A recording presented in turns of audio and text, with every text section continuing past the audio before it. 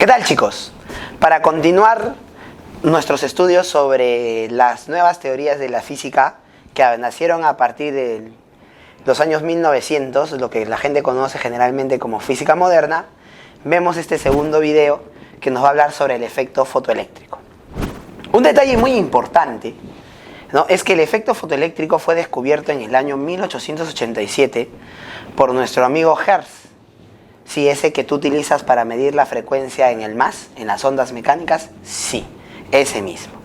Nuestro amigo Hertz descubrió el efecto fotoeléctrico cuando realizaba experimentos para demostrar de que las ondas electromagnéticas se podían comportar de la misma manera que la luz visible, buscando de alguna manera, ¿no?, poder concluir que la luz era un tipo de onda electromagnética como afirmaba Maxwell. Ahora, ¿cómo se dio cuenta de que Hertz que la luz era capaz de arrancar electrones de una superficie metálica? Que es lo que nosotros llamamos efecto fotoeléctrico. Hertz tenía un oscilador de carga que terminaba con dos esferas grandes, no en este caso metálicas, y que cuando sobre ellas incidía la luz del sol, dice que saltaba una chispa de una a otra esfera. Esta chispa, ¿no?, saltaba casi instantáneamente cuando la luz incidía sobre ella. De esa manera se tomaba en cuenta de que existía una emisión de carga eléctrica de una de las esferas hacia la otra debido a la luz. De ahí aparece la idea de efecto fotoeléctrico. Ahora, esto capaz nos sorprendió a algunos porque sabían que cuando un metal se calentaba debería emitir electrones por la emisión termoiónica descubierta por Thomas Alva Edison algunos años antes, 4 años si es que no me equivoco antes. Pero el detalle era que esta chispa se emitía cuando el metal no había alcanzado la temperatura para poder emitir electrones debido al calentamiento, o sea, para producir la emisión termoiónica, sino que simplemente la incidencia de la luz arrancaba a las cargas eléctricas de un lado a otro. Diferentes experimentos van a demostrar después de que esta carga era negativa y con el tiempo esta carga se va a demostrar que eran los electrones. Entonces, las ideas del efecto fotoeléctrico no empiezan, ¿no?, como algunos creen, con Albert Einstein, sino viene desde el año 1887 con Hertz, ¿no? Entonces los invito a ver los videos para poder entender por qué esto no tiene que ver con la física clásica y por qué lo incluimos dentro de la parte de la física moderna. Según ya lo comentado, nosotros en este caso debemos tener una idea en cuenta. La emisión de electrones se puede dar también por calentamiento. Cuando un cuerpo generalmente metálico se calienta, ¿no?, tiende a emitir electrones y eso se le llama la emisión termoiónica. Esa fue descubierta por Thomas Alva Edison. Esta idea, no, en este caso, daba a demostrar de que los electrones necesitaban ganar una determinada energía para poder superar esa barrera de energía potencial que los mantenía ligados, los mantenía, ¿no?, dentro del metal y que no dejaba que se escapen con facilidad. A esa barrera de energía potencial, a esa barrera energética, se le conocía en aquel entonces como función trabajo. Ahora, ¿y esto qué tiene que ver con el efecto fotoeléctrico? Tiene que ver bastante en realidad. Si nosotros prestamos atención un poquito acá, para nosotros el efecto fotoeléctrico es la emisión de electrones cuando la luz choca con una superficie metálica. Ahora, eso tiene que ver algo con lo que nosotros, digamos, sabemos de la física moderna, lo que habíamos hablado, por ejemplo, en el video anterior de la hipótesis de Planck. Tendría que ver algo. Primero, debemos considerar lo siguiente. Sabemos que Hertz descubrió el efecto fotoeléctrico, pero en base a resultados experimentales. Cuando se comienza a experimentar con mucha profundidad respecto al efecto fotoeléctrico, ¿qué es lo que sucede? Se van a hacer ciertas observaciones que no van a coincidir con las predicciones que establecía la física clásica de aquel entonces. Estas observaciones fueron establecidas en parte por nuestro amigo Lenard. ¿Qué estableció Lenard? Estableció lo siguiente. Esto que está acá simplemente nos muestra el esquema de lo que es el circuito diseñado para el experimento fotoeléctrico. Un tubo al vacío, el cátodo, una superficie metálica y el ánodo.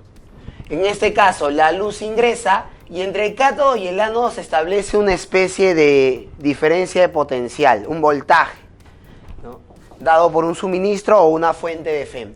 Eso simplemente me va a establecer este campo eléctrico como para poder llevar a los electrones del cátodo al ánodo, nada más.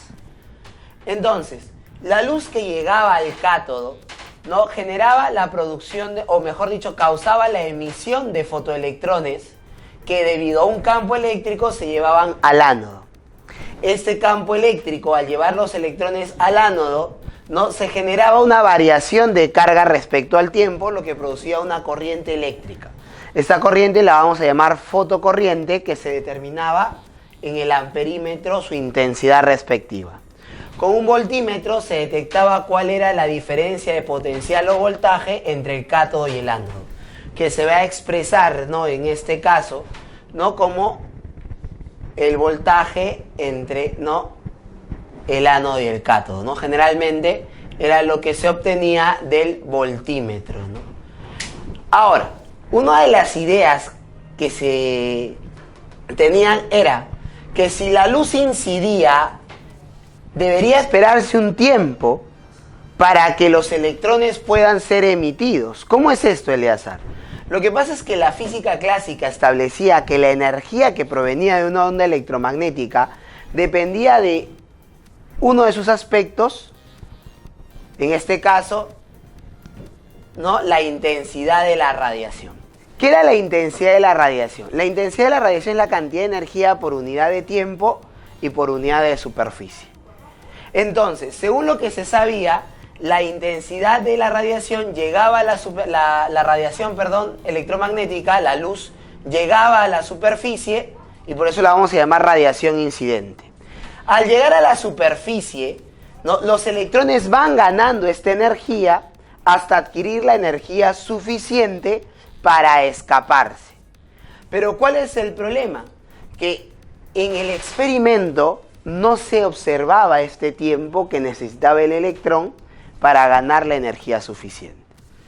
Las primeras observaciones daban que una vez que la luz llegaba, ¿no?, la superficie metálica adquiría carga eléctrica debido a la pérdida de electrones.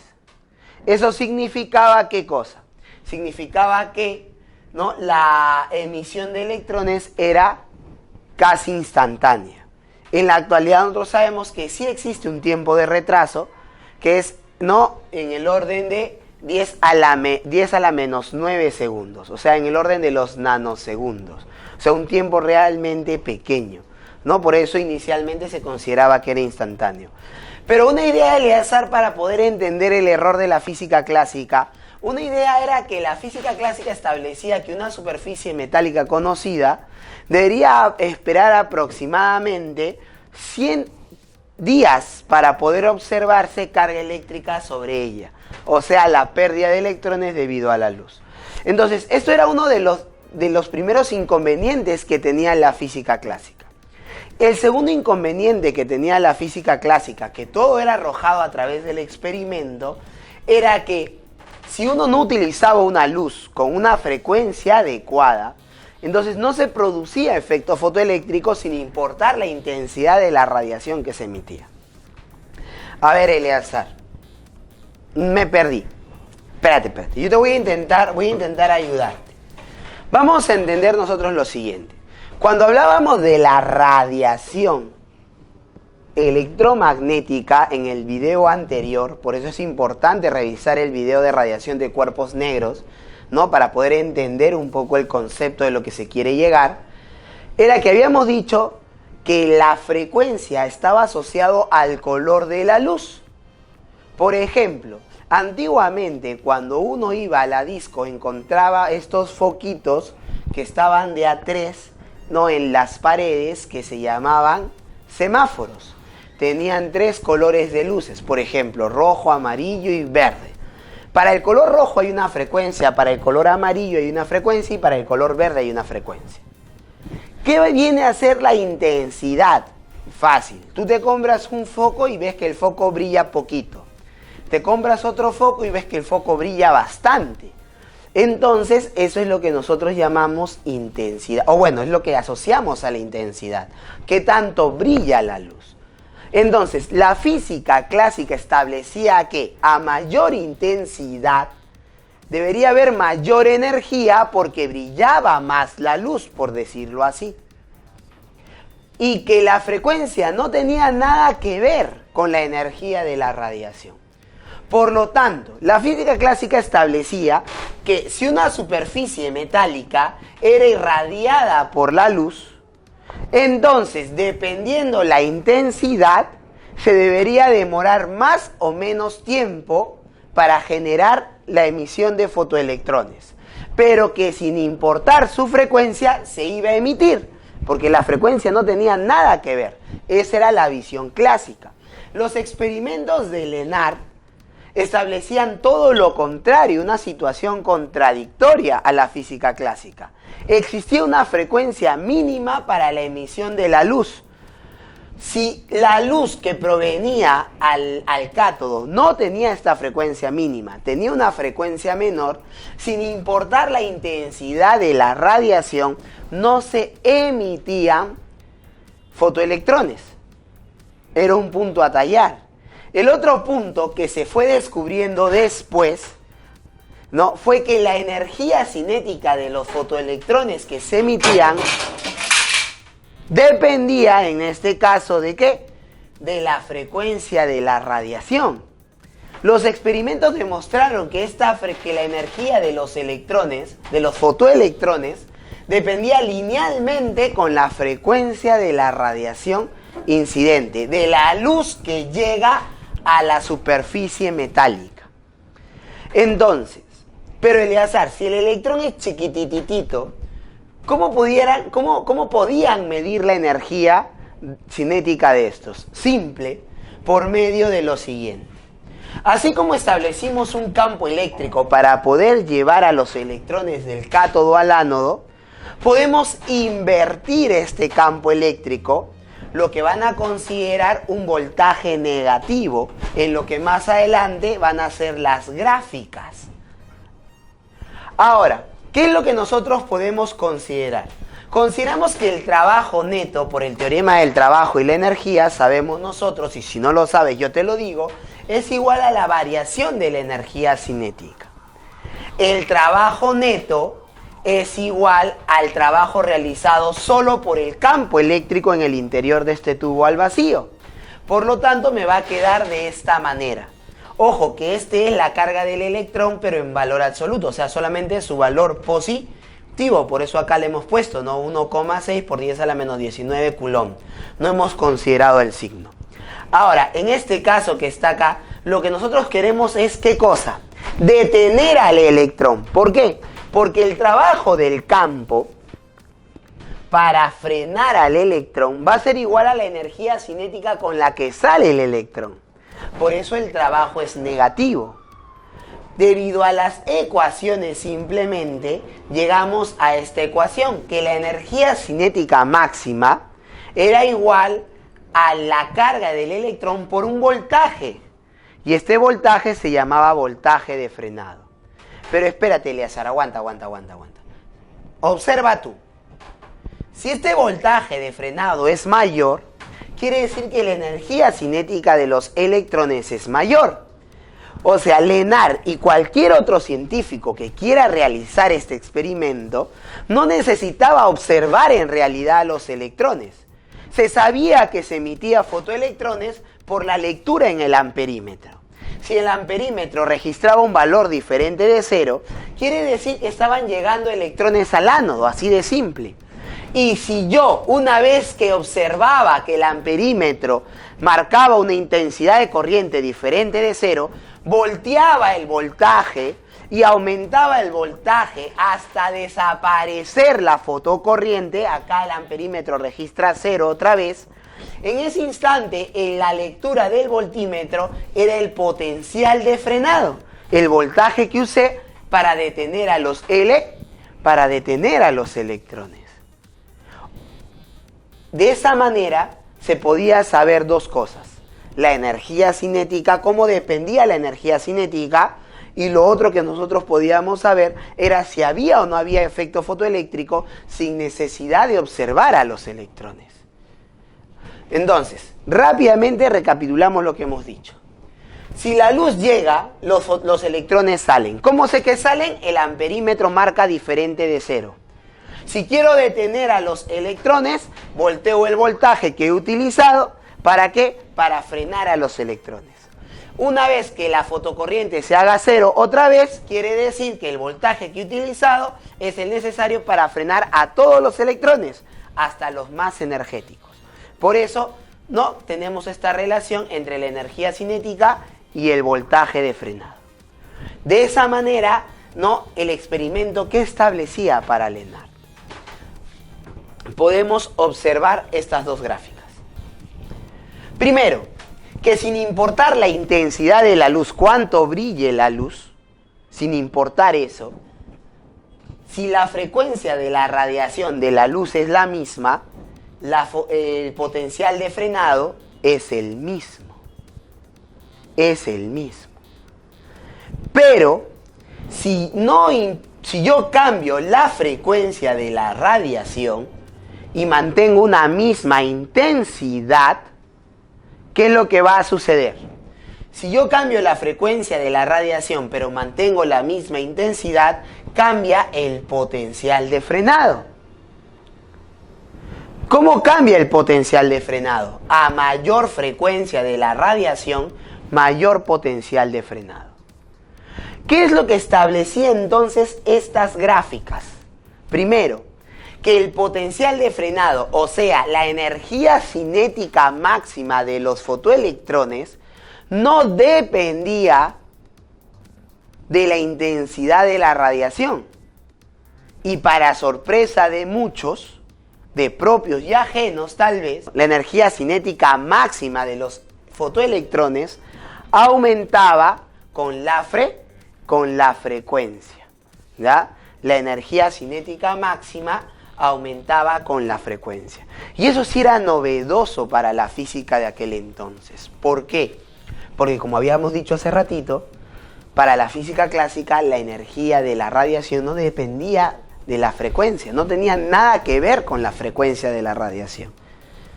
Pero, sin embargo, las conclusiones a las que se llegaba a través del experimento fotoeléctrico era que sí había una relación entre la frecuencia y la energía, porque eso hacía que los fotoelectrones salgan ya sea con más o con menos energía cinética máxima.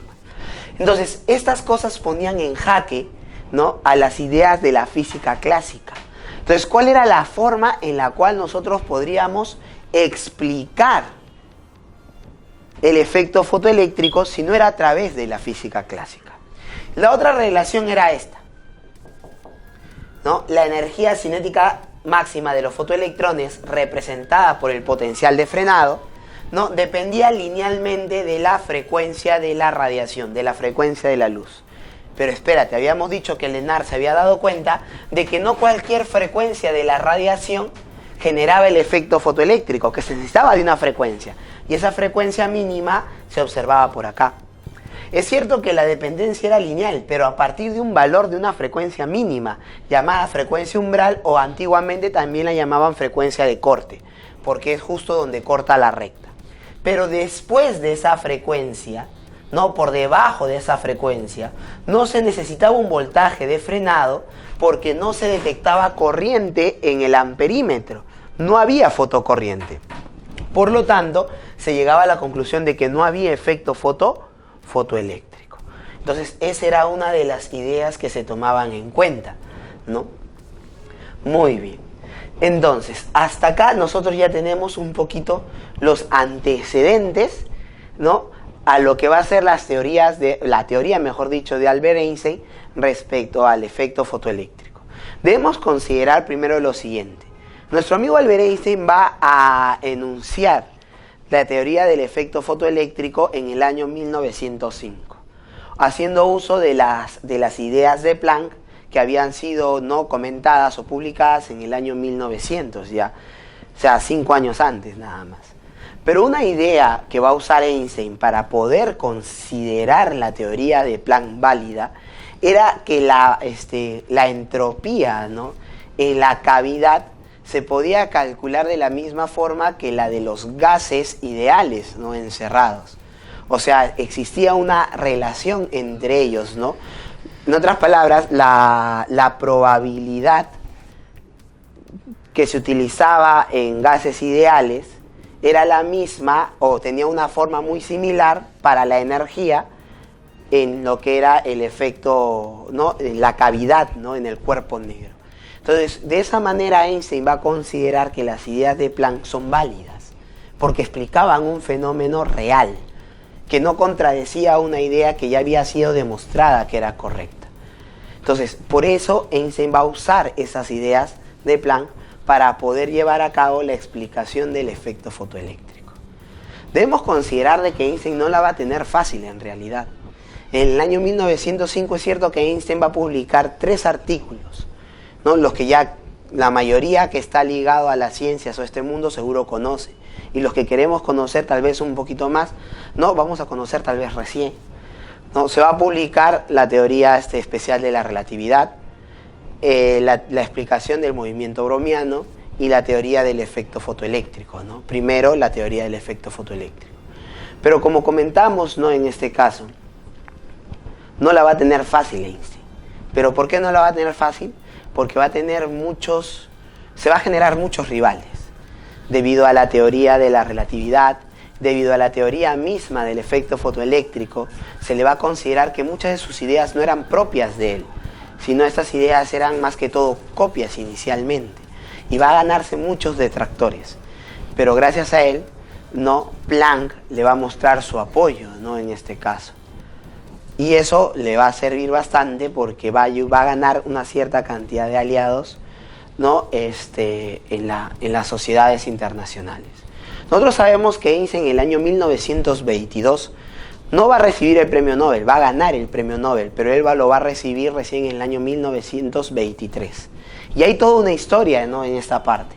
Pero a pesar de tener 3 artículos que eran realmente innovadores para la física teórica de aquel entonces, el premio Nobel va a ser otorgado simplemente por una sola teoría, por la teoría del efecto fotoeléctrico, ¿no? Ojo, que cuando Einstein publica su explicación al efecto fotoeléctrico, se va a ganar, como te dije, detractores, y entre ellos es Robert Millikan, ¿no? Seguro tú conocerás a Robert Millikan porque fue el hombre de que va a encontrar el valor de la carga del electrón con el experimento de la gota de aceite, ¿no? A pesar de que tú lo conozcas tal vez por el rubro de la química, nuestro amigo Robert Millikan era físico, y un físico experimental que se va a encerrar en su laboratorio, tal vez, no por decirlo encerrar, pero sí va a pasar más de una década intentando demostrar experimentalmente que las ideas de Einstein eran totalmente incorrectas, ¿no?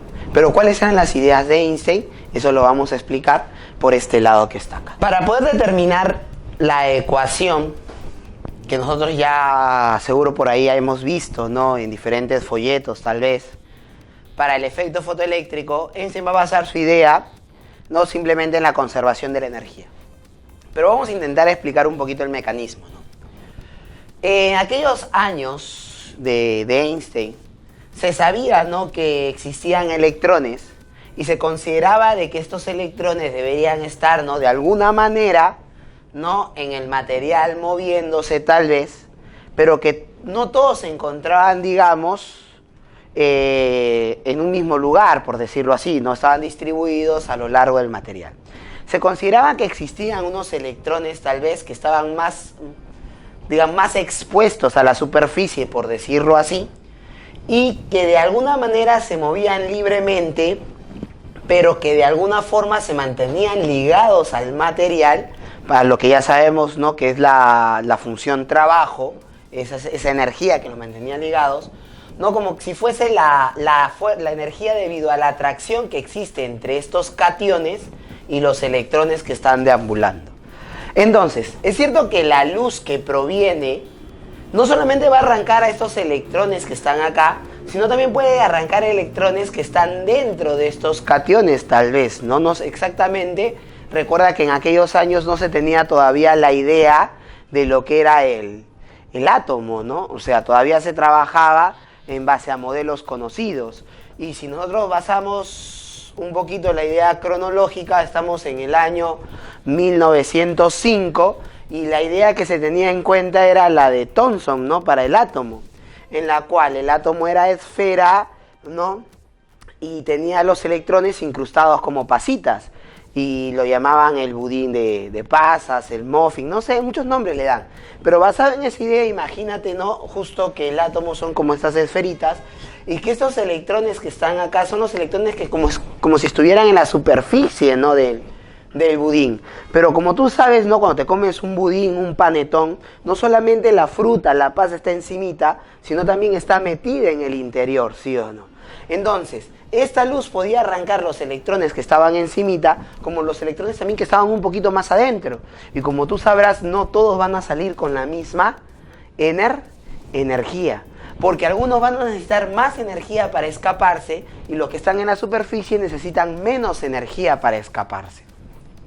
Entonces, en base a esta idea, ¿no? Desde la experimentación se ha considerado siempre la energía cinética máxima para poder determinar los valores límites o los parámetros. Por ejemplo, si nosotros observamos acá, ¿no? Al ir aplicando un voltaje negativo, ¿qué es lo que nosotros observamos?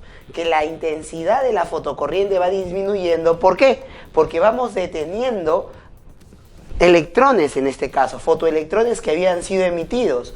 Pero voy a dejar de tener fotocorriente cuando detenga a los electrones de máxima energía. Son los que necesitan, ¿no? Mayor voltaje para poder ser detenidos. En base a esta idea, ¿no? Einstein va a plantear su ecuación. La ecuación estaba establecida a que los electrones que eran más fácil de arrancar, ¿no? Eran los que iban a salir con la mayor energía cinética posible. Ahora, entonces, planteemos cuál era la idea de Einstein. Einstein se iba a concentrar en los electrones que estaban más expuestos en la superficie. Como quien dice, si te compras tu panetón, son esas frutas o esas pasas que tú ves simplemente pelando el panetón, nada más. Y luego tendríamos nosotros lo siguiente. El fotón viene con su energía, ¿no? Acá mostramos como si fuesen rayos de luz, pero Einstein está usando la hipótesis de Planck. O sea, la luz está formada por paquetes de energía. Ojo, que la palabra fotón va a madurar con el tiempo, ¿ah? No es una palabra que se va a ir, ¿no? Asumiendo así a simple vista, ¿no? Todavía se usaba bastante la idea de paquetes de energía, lo mismo que usó Planck en sus tiempos. Pero la idea de Einstein era considerar que no es que la teoría clásica estuviera mal, sino que la teoría clásica no era suficiente para explicar la interacción momentánea de la luz con la materia. Y es por ello que él consideraba que, primero, cuando un fotón llegaba, ¿no? a la superficie, iba a ser absorbido por un electrón, en una situación instantánea, por decirlo así. Ahora, como nosotros ya sabemos en la actualidad, ¿no? Esas interacciones, ¿no? en realidad orbitan en el orden de los 10 a la menos 9 segundos. Ahora, este fotón que incide sobre la superficie es absorbido por un electrón y por lo tanto le entrega toda su energía al electrón. El electrón se siente más energético, más fuerte, más punche, por lo tanto vence la resistencia que lo tiene, se va, ¿no? Vete, comienza a decirle a esa atracción y se escapa, ¿no? Se escapa de tal manera que parte de la energía que tenía, ¿para qué la utilizó? Para vencer esa resistencia. ¿Cómo se le llamaba esa resistencia? Ya era conocida, ¿te acuerdas? Se le llamaba función trabajo, ¿no? Entonces, para Einstein, venía el fotón, le decía, toma, llévate mi energía, pero por lo tanto se lo llevaba él también, porque el fotón es energía pura, nada más. Se llevaba la energía del fotón y ganaba energía el electrón, entonces vencía la resistencia, gastaba parte de su energía para vencer la resistencia, ¿no? Así como si tú tienes hermanos y te quieres salir de tu casa sin permiso cuando no está tu papá un ratito, le tienes que dejar su propina a tu hermano para que no te delate, ¿sí o no? Entonces gastabas parte de tus ahorros, igualito. El fotón le entregaba la energía al electrón, el electrón gastaba parte de esa energía que había ganado para vencer la función trabajo, ¿no? Y lo que le quedaba simplemente se traducía como energía cinética. Entonces, esta idea la planteó en una ecuación. La energía cinética simplemente era la energía que el electrón ganaba del fotón menos la energía que perdía para vencer la resistencia con el material, ¿no? O sea, la función trabajo.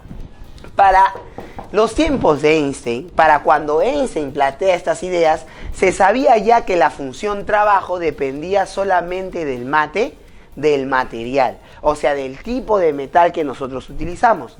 Los experimentos demostraban de que la mayoría de los metales, ¿no? Digamos, tenían una función trabajo que orbitaba más o menos en la región ultravioleta. O sea, en otras palabras, la luz ultravioleta podía arrancar electrones, ¿no? De cualquier superficie metálica. Y que algunos óxidos no metálicos, ¿no?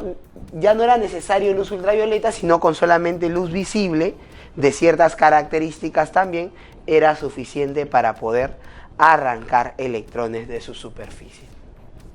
La idea de Einstein era una idea, digamos, en cierta forma revolucionaria, porque aparte de que adaptaba la teoría de Planck, o sea, la cuantización de la energía, a un fenómeno que había sido descubierto experimentalmente, y con esta teoría explicaba de manera correcta y adecuada las observaciones realizadas por los experimentos. Pero ¿cómo, Eleazar? Simple, de esta manera.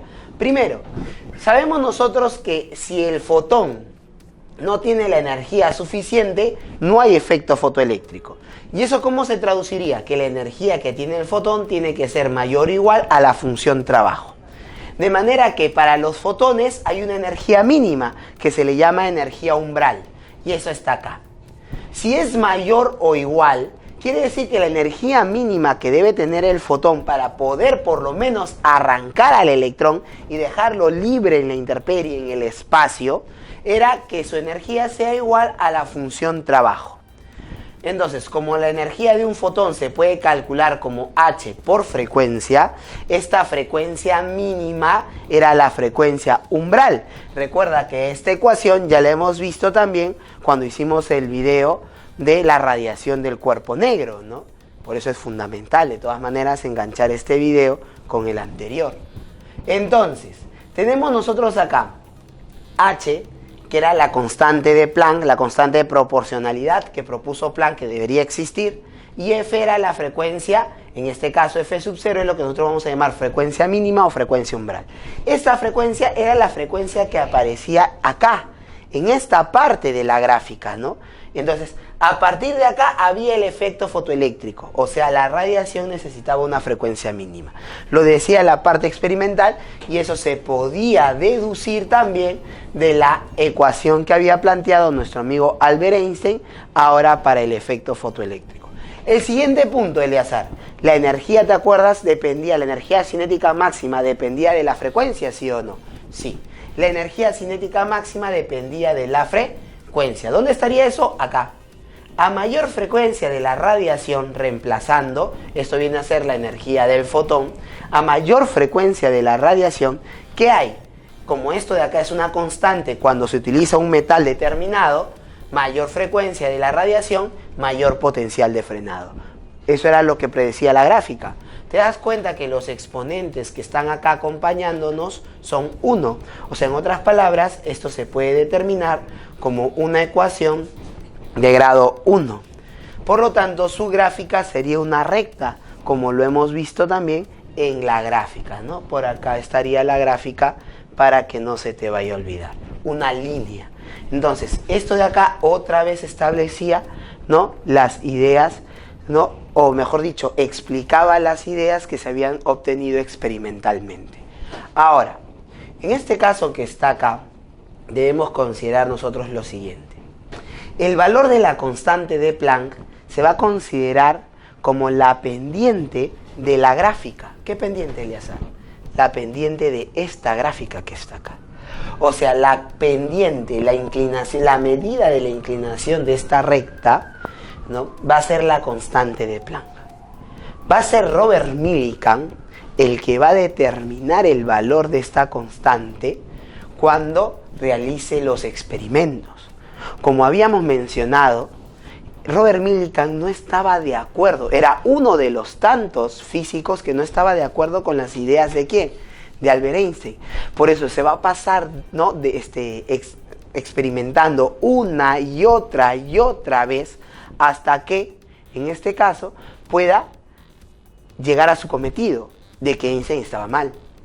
Pero por más que repetía los experimentos, lo único que llegaba era comprobar una vez más que todas las ideas de Einstein coincidían notablemente con la experimentación, con las ideas que había obtenido Lenard, y que realmente la constante de Planck era la pendiente de la gráfica, ¿no?, en este caso.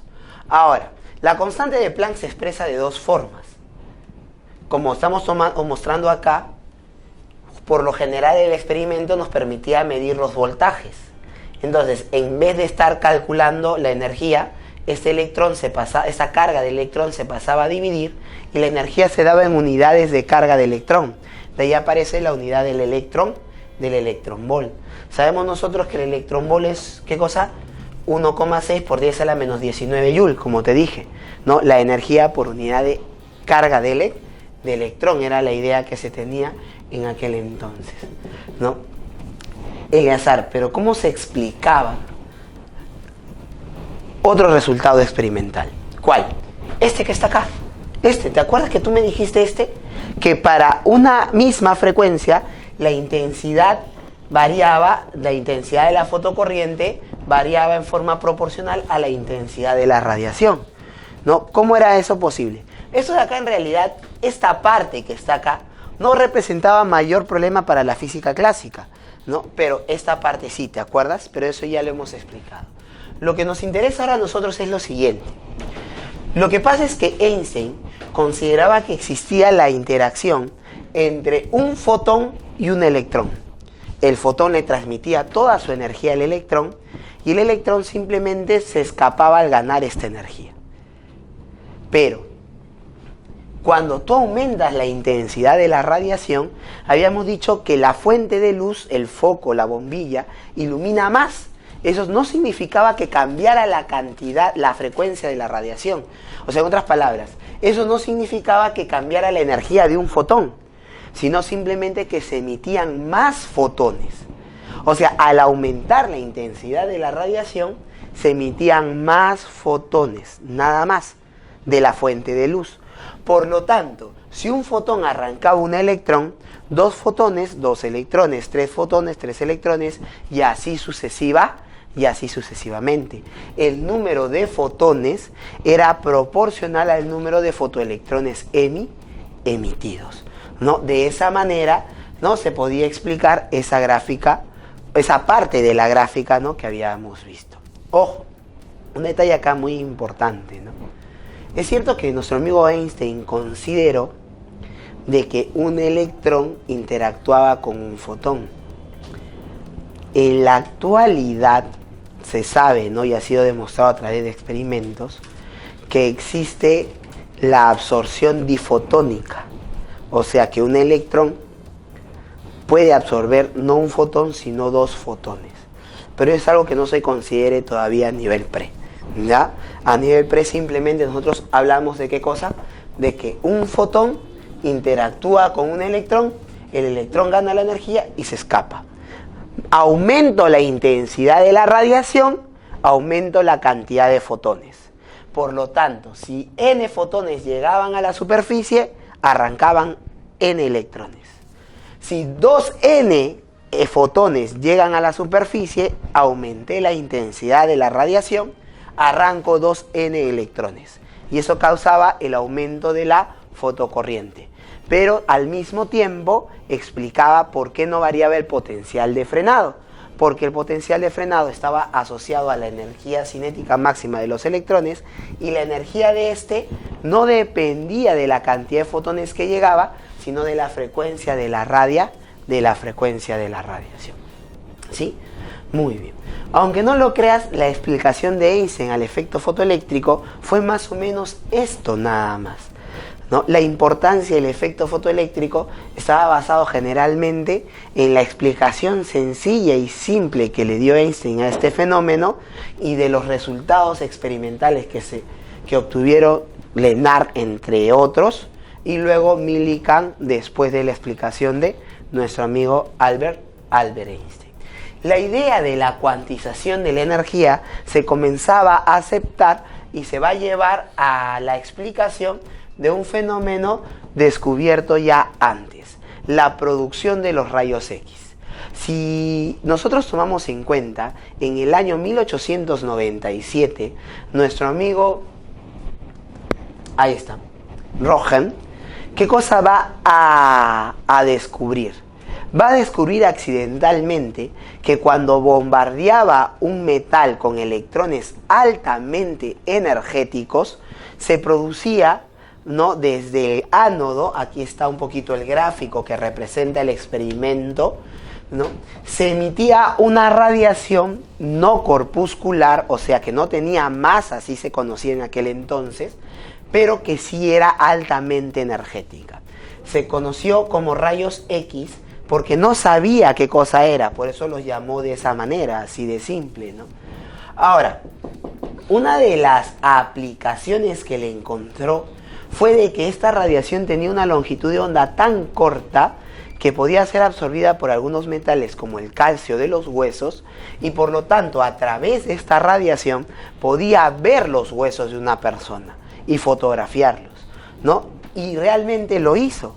Fotografió los huesos de su mano, no de su mano de él, no, de la mano de su esposa, ¿no? La primera fotografía de los huesos, lo que nosotros llamamos las placas, ¿no?, de rayos X. A ver, consideramos nosotros lo siguiente.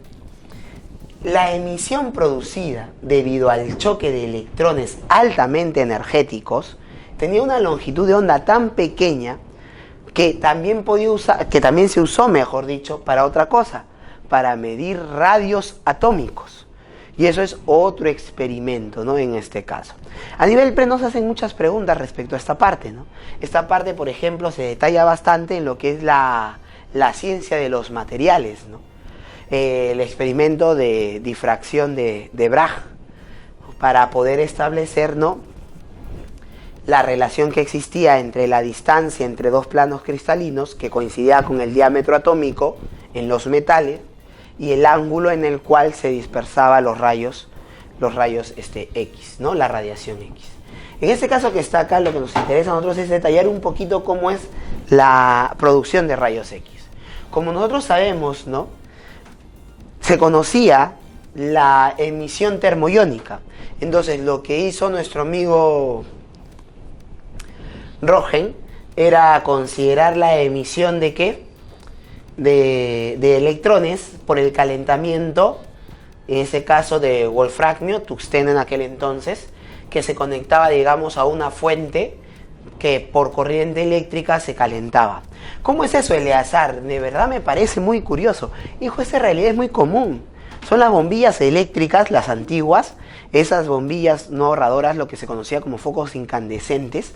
¿Por qué? Si tú observas, estos focos tienen un alambre, ¿no?, así un filamento, que cuando pasa corriente se pone anaranjado hasta medio amarillo, y eso es lo que generaba la luz en estos focos incandescentes, estas bombillas eléctricas, ¿no? Entonces, cuando estos alcanzan una temperatura determinada, establecida, el electrón ha ganado la energía suficiente para escaparse, y de esa manera se salía, ¿no? Eso era, por ejemplo, una de las observaciones que hizo Lenard a la experiencia de Hertz. El electrón ganaba la energía y se escapaba. Entonces, lo mismo hizo en este caso, ¿no?, Röntgen, para poder determinar esta idea. Calentaba el metal, los electrones se escapaban y a través de un campo eléctrico originado por un voltaje, se guiaban los electrones hacia el ánodo.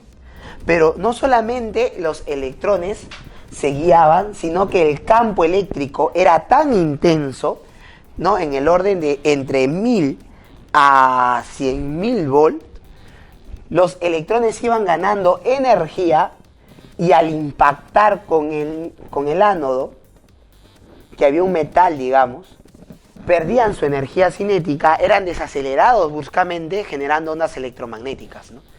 Que va a ser los rayos X.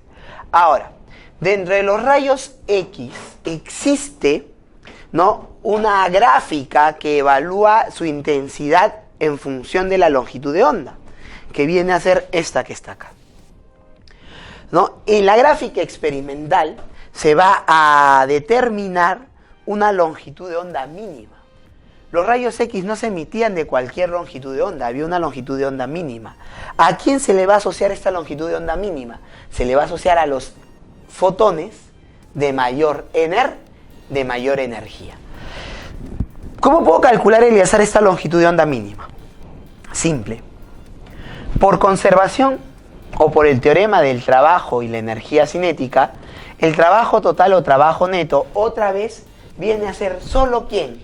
El trabajo realizado por el campo eléctrico para llevar a los electrones desde aquí hasta acá. Es un trabajo ahora positivo. Recuerda que era la carga eléctrica del electrón en valor absoluto. Y este es el voltaje que existía entre el ánodo y el cátodo. Pero ojo, no, en este caso también va a ser el voltaje que se va a usar para acelerar a los electrones. También se le conoce como voltaje acelerador. Igual a la energía cinética final, y consideramos que los electrones se desprenden simplemente por emisión termoiónica, o sea, se escapan pero sin energía. Ganan la energía suficiente para escaparse y se quedan deambulando. Se escapan con una energía cinética muy poca o casi despreciable, podemos considerarla cero. Por lo tanto, la energía que tienen los electrones al escapar, al llegar al metal, es igual al trabajo realizado por el campo, que viene a ser la carga del electrón por el voltaje que se usó para acelerarlos. Ahora, cuando el electrón choca, habíamos dicho que le entrega su energía o pierde su energía cinética y se transforma ¿en qué? En rayos X.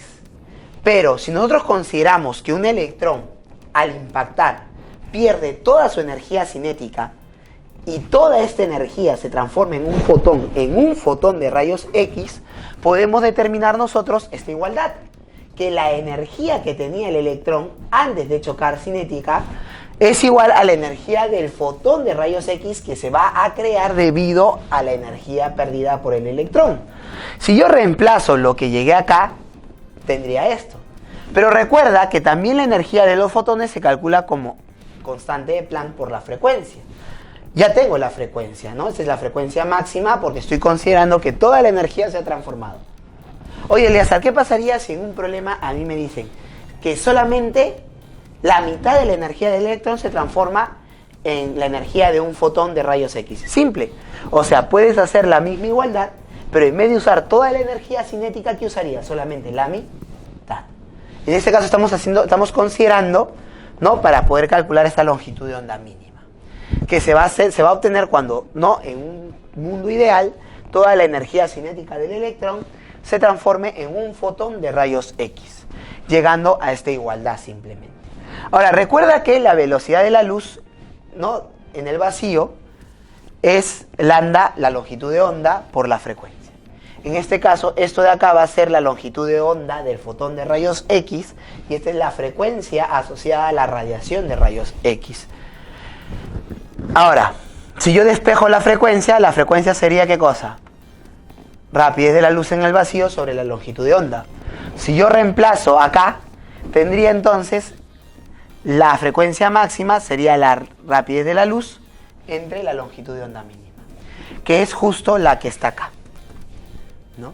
Entonces, generalmente a nivel de admisión, esto es lo que nos preguntan sobre los rayos X y las características que hemos mencionado, ¿no? Que para qué se utilizaron, o sea, tienen una longitud de onda muy pequeña, en el orden de los Armstrong, 10 a la menos 10 metros, que se utilizaba ¿para qué? Para medir la distancia entre planos cristalinos o los diámetros atómicos, ¿no? También pueden ser absorbidas por los metales.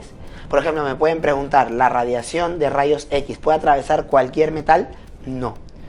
No atraviesa metales muy pesados, ¿no? Si el calcio nomás lo absorbe, entonces cualquier metal que sea más pesado, o sea, que tenga una mayor masa atómica, no va a poder ser atravesado por la radiación X, ¿ya?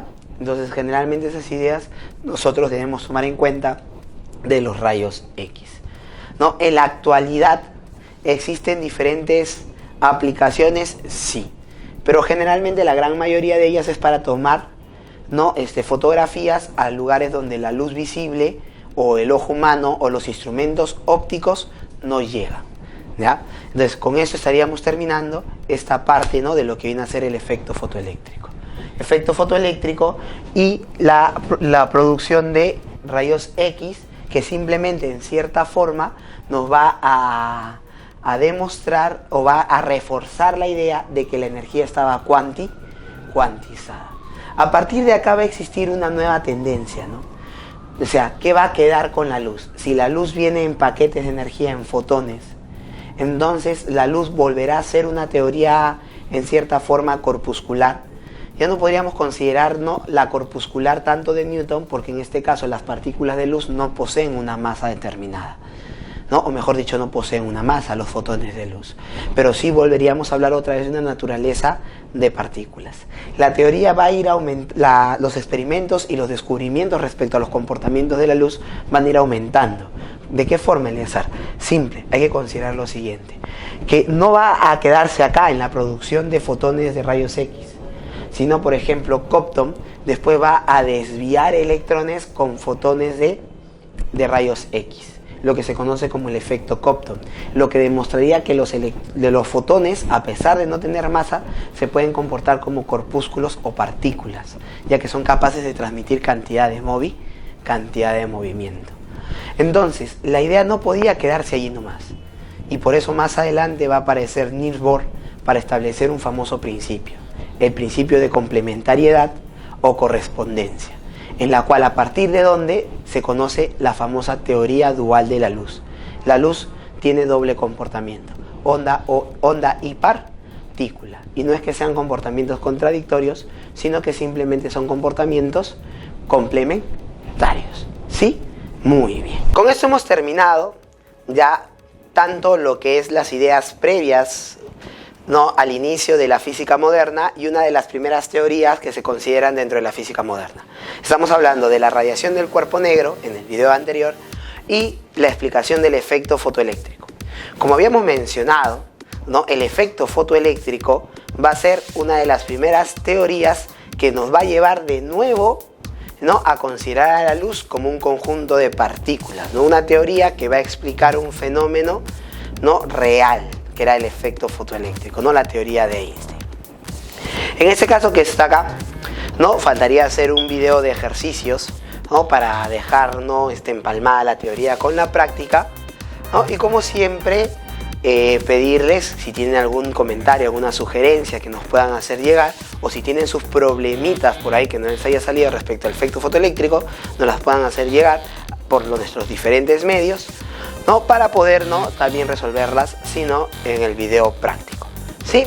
Por otro lado, ¿no?, por ahí hacer caso a algunas recomendaciones dadas, ¿no?, para poder hacer desarrollo de